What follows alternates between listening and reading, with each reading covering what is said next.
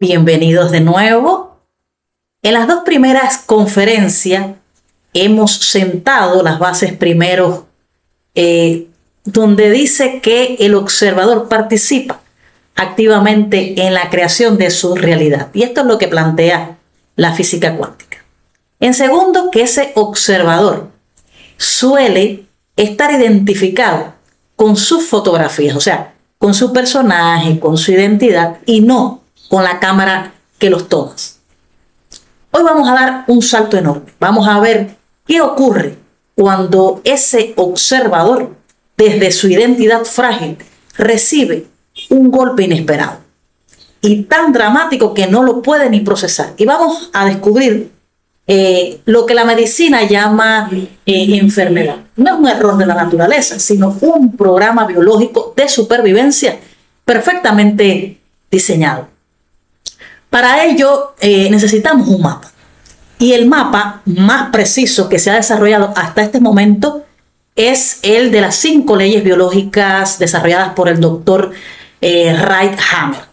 No son una teoría, son una descripción de lo que ocurre en el cuerpo cuando vivimos un conflicto. Y vamos a verlas una a una.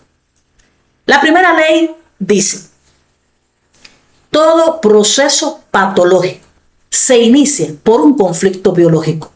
Hammer lo llamó el síndrome de Dirkhammer, en honor a su hijo, cuyo conflicto desencadenó su propia investigación. Este conflicto tiene 3 características imprescindibles. La primera es que es algo que ocurre de manera inesperada. No lo ves venir, te sorprende. El segundo es dramático. Tiene una carga emocional muy alta para ti.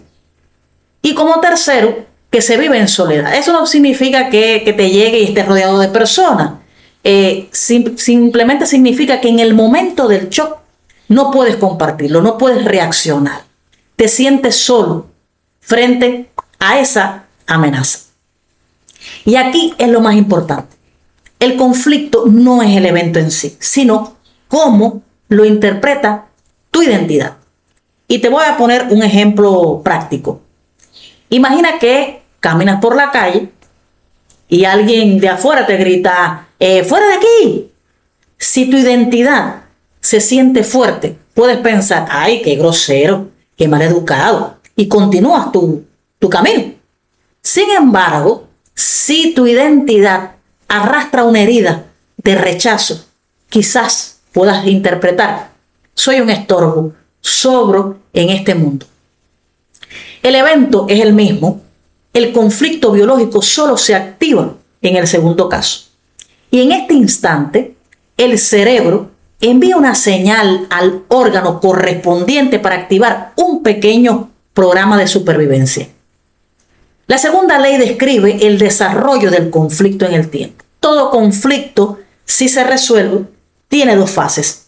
La primera fase es la fase activa, la fase fría o simpático-tónica. Desde que ocurre el DHS hasta que se resuelve el conflicto, el cuerpo entra en un modo de lucha y supervivencia.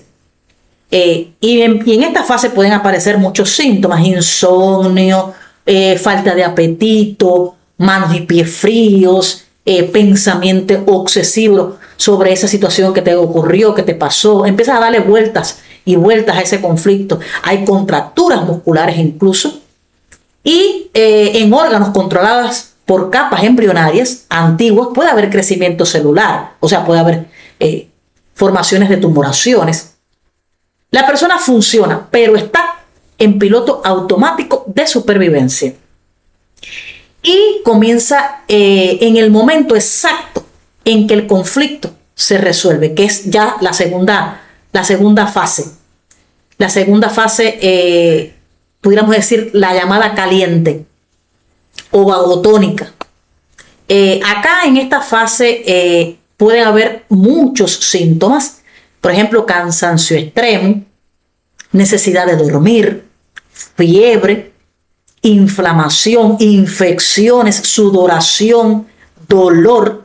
El cuerpo repara lo que se dañó en esa fase activa. Y usa microbios, inflamación, incluso fiebre para limpiar y reconstruir nuevamente todo esto. Y te voy a poner un ejemplo bien práctico. El conflicto de no poder tragar una injusticia. O sea, tragar es igual a digerir. En fase activa, el estómago puede generar más células, digamos un tumor, para ayudar a digerir metafóricamente esta situación que está ocurriendo. Cuando la persona resuelve el conflicto, por ejemplo, habla, se defiende o acepta, entra en fase de reparación. El cuerpo debe eliminar todas esas células sobrantes. Entonces comienza a inflamarse y puede aparecer una úlcera, puede aparecer una gastritis. Bien, la medicina llama esto enfermedad y es en realidad la fase de reparación. La tercera ley es el mapa. Hammer descubrió que existe una correlación exacta entre la psique, que sería el tipo de conflicto, el cerebro, que es la zona que se activa, y el órgano, que es el tejido afectado en sí. No es aleatorio, sigue un patrón de desarrollo embrionario. Y aquí hay 3 grandes grupos que se los voy a ir mencionando, se los voy a ir explicando. Primeramente, el endodermo, que el área cerebral afectada o que se activa en este caso es en el tronco cerebral. Aquí hay conflictos de bocado, supervivencia básica. No puedo atrapar el bocado, miedo a morir de hambre, afecta a órganos del sistema digestivo, el hígado, el estómago, el páncreas, los intestinos. O sea, el sentido biológico es aumentar la función para poder sobrevivir. ¿Okay? La segunda hoja embrionaria vendría siendo el mesodermo, que la estructura específica de el cerebro que se activa en este caso tiene que ver con el cerebelo y la médula. Aquí hay conflicto de autodevaluación o desvalorización, sentirse inútil, sentirse feo, sin valor. Y esto afecta a la piel, la dermis, las mamas, los huesos, las articulaciones. Y el sentido biológico es protegerse del golpe, engrosando ese tejido afectado. Y la tercera capa es el ectodermo, que el lugar que se activa es a nivel de la corteza cerebral. Y aquí los conflictos son de territorio. Separación, identidad, me separan de mi ser querido, invaden mi territorio, pérdida de estatus, afecta a funciones, puede haber incluso esta parálisis y epidermis. El sentido biológico es adaptar la función o la piel a la nueva situación. La cuarta ley es una de las más revolucionarias, los microbios, las bacterias, los virus, los hongos, no son enemigos que nos atacan, son organismos simbióticos que nuestro cuerpo utiliza en la fase de reparación para optimización y curación. Las bacterias y hongos, las micobacterias, actúan como cirujanos, degradan tejidos que ya no sirven, como los tumores, eso que explicaba, que tiene que ver con la fase activa, o rellenan cavidades. Los virus ayudan a reconstruir tejidos o eliminar células de manera controlada. Un conflicto de miedo a morir, por ejemplo, puede generar un nódulo de pulmón en esa fase activa. Al resolverse el conflicto, si tenemos micobacterias en el organismo, estas degradarán ese tejido. Lo que la medicina llama tuberculosis es bajo esta ley. El síndrome de reparación del pulmón tras un conflicto precisamente de miedo a morir. O sea, no hay una infección en sentido agresivo, hay una simbiosis en acción. ¿Ok? La quinta ley integra todas las anteriores. Postula que cada enfermedad es un programa biológico especial de la naturaleza con un sentido bien concreto y útil. No es un error, es una solución adaptativa. El sentido biológico es diferente según la fase. Por ejemplo, en la fase activa, el sentido es ayudar a sobrevivir durante ese conflicto. Por ejemplo, la diarrea en fase activa sirve para evacuar rápido y poder huir. ¿Ok?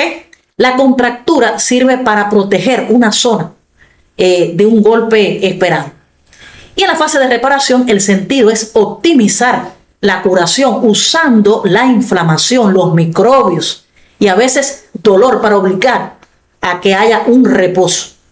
Bien, entonces la enfermedad no es un problema, es la solución biológica a un problema de percepción. Hoy hemos visto el mapa. Las 5 leyes muestran que hay una inteligencia biológica perfecta, operando en cada momento. El problema no es el programa, es no entenderlo. Y sobre todo es el miedo que generamos al no poderlo comprender. La próxima semana, en la conferencia 4, vamos a hacer algo muy práctico. Vamos a ver ejemplos concretos de enfermedades comunes y cómo se expliquen desde estas leyes. Vamos a convertir el mapa en una herramienta de uso cotidiano. Así que muchísimas gracias y hasta la próxima.